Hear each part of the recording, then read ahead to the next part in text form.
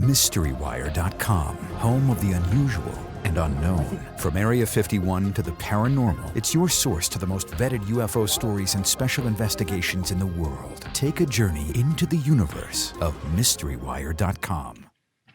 All right, we're joined now by Robert Bigelow and Colm Kelleher, the brain trust of BIX. It's been 2 weeks since we announced the kickoff of the BIX effort. Robert, let's start with you. What's the reaction been so far? Are you pleased with what you're seeing? I am, and I think the reaction has been great. And we have a really good number of high quality applicants. And in fact, I should just turn it over and let Colm tell you all about it, because he's tied in more than I am on a day-to-day basis of what we have been receiving. All right. There's really three separate levels that we could probably talk about. The first part was after Mystery Wire launched this about 2 weeks ago, we were tracking the website analytics, and pretty well every country in South America, every country in Europe, Russia, Southeast Asia, I think within 48 hours of the launch, we were getting a lot of website traffic from these areas. And then the applications started coming in, and it actually tracked the website analytics very closely. We got a lot of different applications from a lot of South America, a lot of countries in Europe, Australia, obviously Canada, and some from Southeast Asia. So it's been a lot of different applications, but also, as Robert was just saying, a lot of high quality applications from professors and movie directors, quite a diverse group. I should say, in interest of full disclosure, Colm, you and I have worked together. We co-authored a book a long time ago. I have to say you did most of the work. I just wanted to put that out there. That's way back in prehistory there, we're talking many lifetimes ago. So based on what you said, it sounded like people swarmed to the website, checked out the rules, gave it some thought, and then within a couple of days, they started submitting applications. That's exactly right. The applications really started peaking or really going up about 48 hours after the launch. People had a chance to digest the application process, which is actually very easy. So you basically just download the application form, you fill it out, you sign it, you upload it and submit it. I mean, it's a very easy three-step process. And literally we've had in the hundreds of applications. The third part that I wanted to also emphasize was it's almost like separate from the application process. And that is, we've had an outpouring of very, very positive feedback from all over the world saying, you guys are doing something that's been needed for a long, long time. And these are people who are writing in Spanish or writing in Russian, and thank God for Google Translate, but they're actually saying, we applaud you taking this initiative. This is something that really needs to be looked at. And this is completely separate from the applications that are coming in. And I would say we've had hundreds of these essentially cheerleading emails saying, you guys are doing exactly what's needed. Robert, you had told me when you were planning this thing that you had hoped that there were pockets of research going on out there that you didn't really know about. And that's exactly what you hope to bring out of the woods, right? It seems like that's kind of what the response is indicating. And of course, The devil's going to be in the details of how many essays we eventually wind up with. But right now, the quantity looks very promising. We're happy about the quantity at this time. And we also, I think Colm should share with you one communication we got that was extraordinary from a fellow in South America.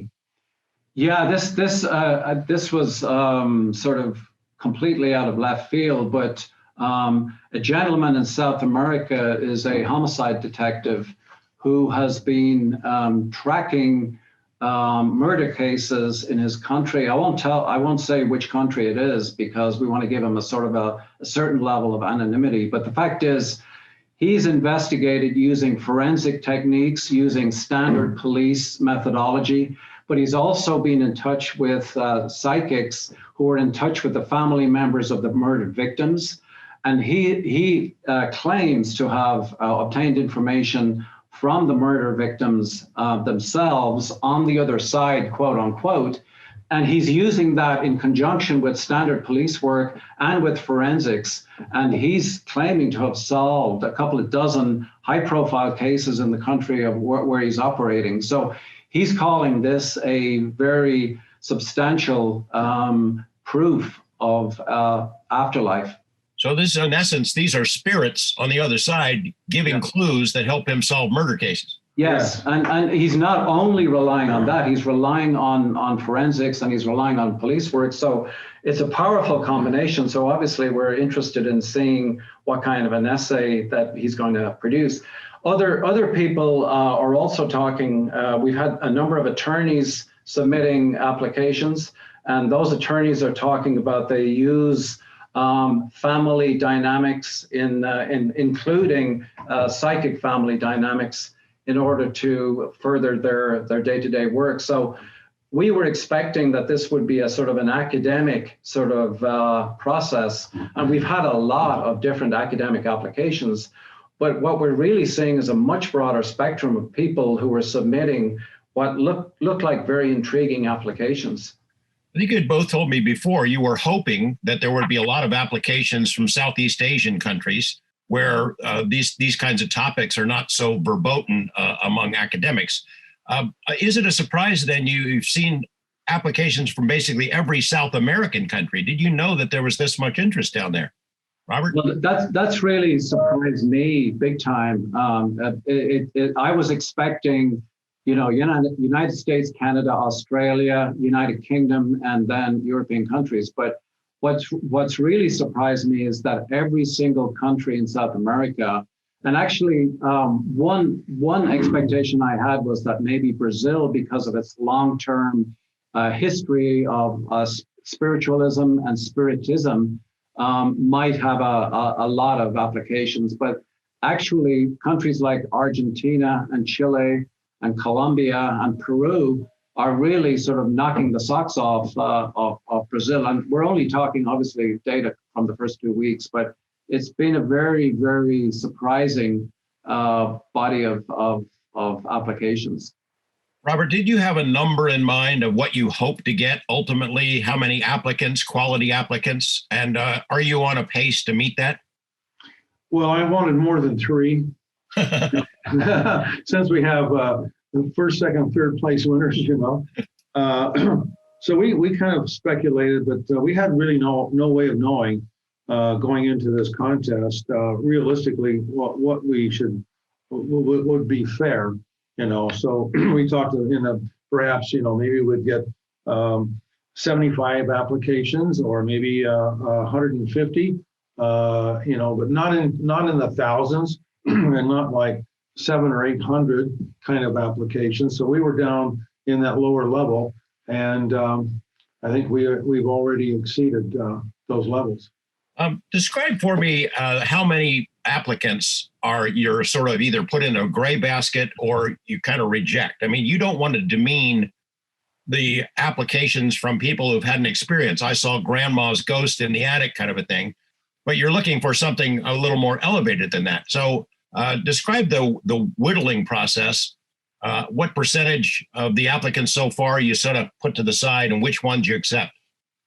Yeah, out of the total number of applications that we've received so far, we have sent acceptances to roughly about 35% of those. And that is that these people are obviously have a very strong background in the field.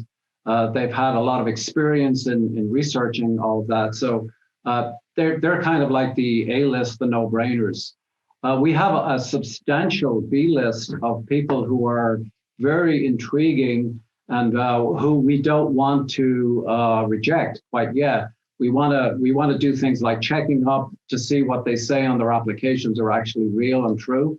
So we can do that via LinkedIn profiles and website profiles. So we go through that process. That's going to take at least a couple of weeks. And then there are obviously the kinds of applications that we automatically reject that people, quite a few people have submitted applications that are not in English, and we've encouraged them to submit them in English, but if they don't, we reject them.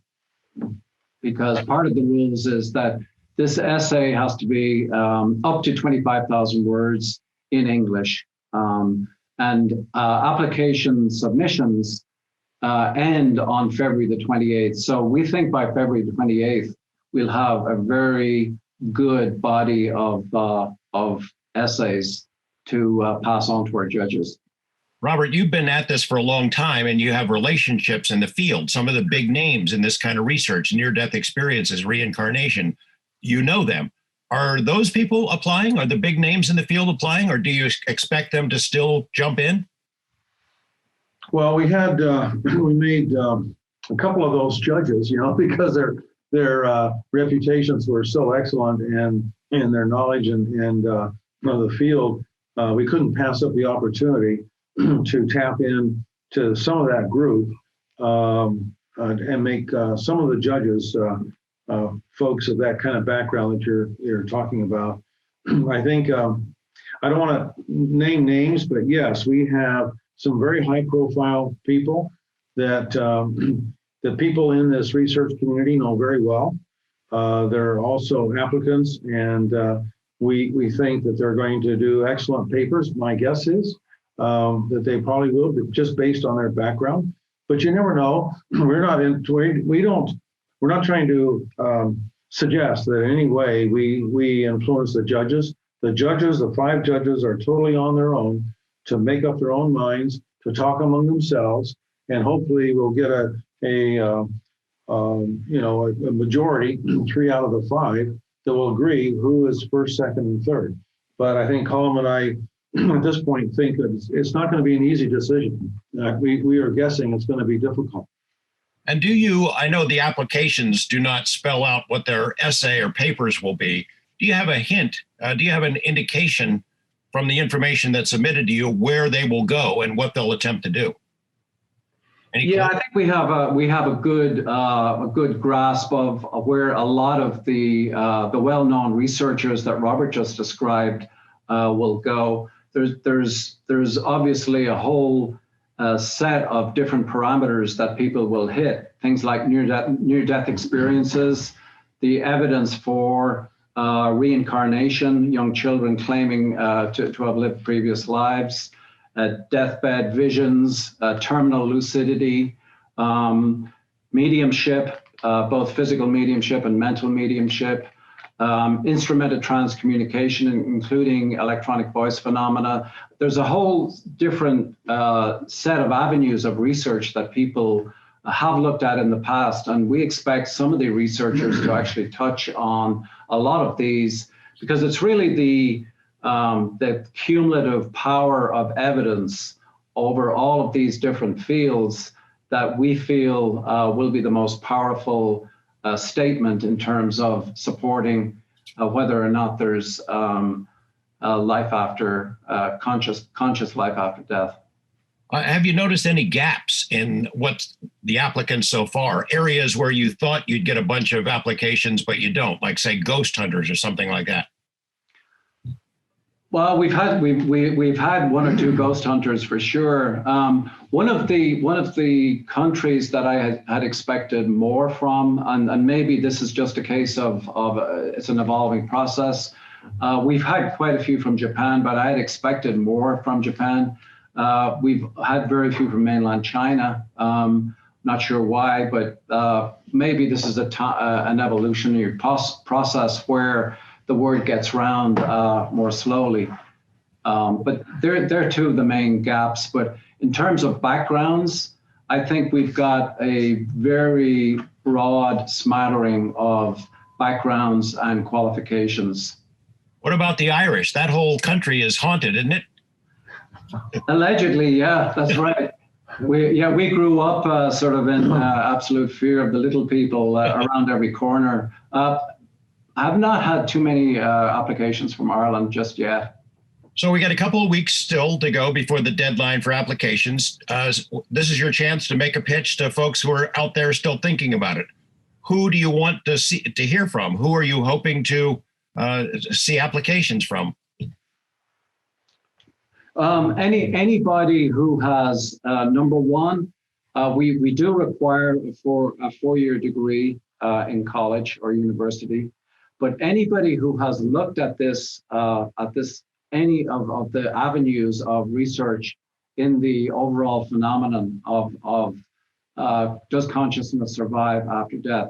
Anybody who has been jazzed about this subject, a lot of academics may be reticent or shy in terms of submitting applications. We would encourage them, if they're not willing to do it themselves, they could co-author with other authors and submit joint applications. We encourage that kind of thing. We encourage collaboration from people who are expert maybe in near-death experiences and experts in, for example, instrumented transcommunications. Maybe they could collaborate and submit essays. So anybody who has any background in this in terms of research. Robert, I know that after we did the initial interview kicking off the BICS project, my social media was crazy. People calling and asking and submitting questions about how it would work. Is this the sort of buzz, the level of buzz that you hope to create? And are you going to try to fan the flames a little bit more to make sure you get more applications? We are, George. In fact, as soon as the 28th has passed us and that cutoff has been reached, we are going to embark on a blog starting in March. And our idea is to have a lot of fun with this and create some good conversation. And our organization will pose a question once a week, and we'll collect all of the commentaries about that question and how people are thinking about it. We will also insert polling opportunities to where people can indicate whether they disagree or they agree, or maybe they agree somewhat, or they disagree a lot, whatever, and maybe yes and no answers. And so we'll be able to take polling of the audience as to what's the percentage of people that feel this way or that way relative to the question or relative to the statement. And this will be an ongoing dialogue, not just a one-time hit for the essay contest. Correct. So we're in the process right now of we have a person who's working on shaping that on our website, and we'll have it up in March, and we'll try to keep it at a high level of discussion and keep it relevant to the stick to the topic, and then we'll change that topic every week. And so in the meantime, our judges are going to be waiting for all of these essays to be written, and then starting August the 1st, that's the cutoff date for the submittal of all the essays. And then our judges will be taking 3 months to read and go through all the essays and come up with a winner. Colm, you had mentioned about 30% of the applications so far make the cut. Is there a gray basket, a percentage of ones that you might end up letting in? Yes, there is actually quite a large gray basket, and they come from a lot of different backgrounds. They're not this sort of the no-brainer A-list people that we've previously described, but there's a lot of talent out there. There's a lot of interest. So we're going to go through these B-list applications very, very carefully, because there's a lot of them and there's a lot of variety within them. So we think a lot of different people they want to be heard and they have a lot to say. So we don't want to exclude a large gray basket necessarily because we're just focused on the A-list. But quite frankly, the A-list has materialized much faster than I had anticipated. Anything else to say for people who are on the fence about whether to apply, whether to give it a try from either of you? Well, I think if people feel that they have a background that will qualify according to what's listed as to the requirements on our website, give it a try, because if there's no point in assuming that your particular take on the subject of proof. Maybe you're an attorney. Maybe you're somebody that's used to thinking in a construct of establishing a good case, right? So if you have that kind of a mentality, then establish your case. state what your case is and give credit, of course, to anything that you're quoting, identify your sources. And because that's what we imagine that the judges are going to be looking for is something that's not obtuse, but is documented. And if you were part of a jury, that you would say, yes, by golly, you've just convinced me, you've just proved it. And I'm voting yes. All right. Well, sounds good so far. Thank you, gents, for talking to us, and we'll be in touch. Okay. Thank you. Thank you, George.